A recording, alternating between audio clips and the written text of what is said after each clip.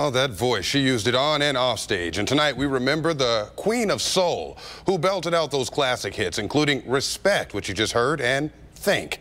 Aretha Franklin died this morning. She was surrounded by family and friends, and tonight tons of fans are dropping off flowers on her star on the Hollywood Walk of Fame. The Queen of Soul was, of course, known worldwide. Yes, she was. She also had a strong Cleveland connection.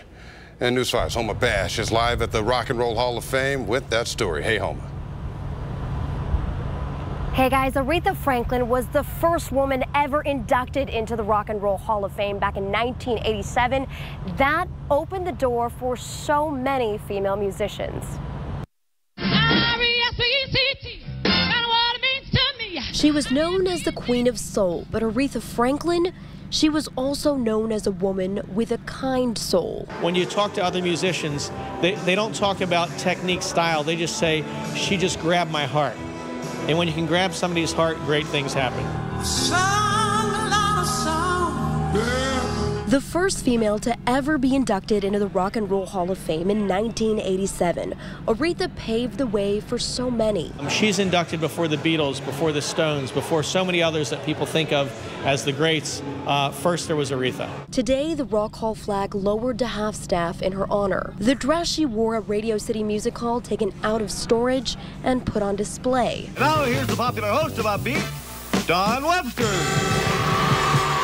Thank you very much. Don Webster hosted the show Upbeat, had Aretha on several times. You know, she was a diva. She didn't know she was a diva. And if she did know, she didn't act like one. You know, I think that's probably the best way to describe her.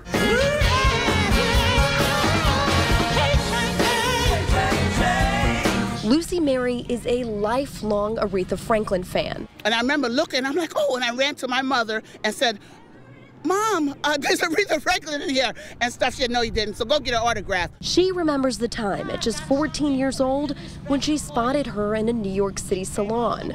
But I was such a chicken, I was scared to ask her, but she did nod and give me a smile. Those moments and Aretha's music are what so many remember today. Her legacy living on. We miss her because she's not here physically, but her music lives on.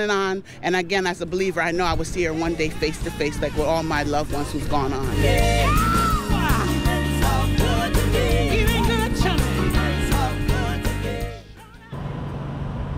And one thing Don Webster pointed out to us, Aretha Franklin was inducted into the Rock Hall in 1987.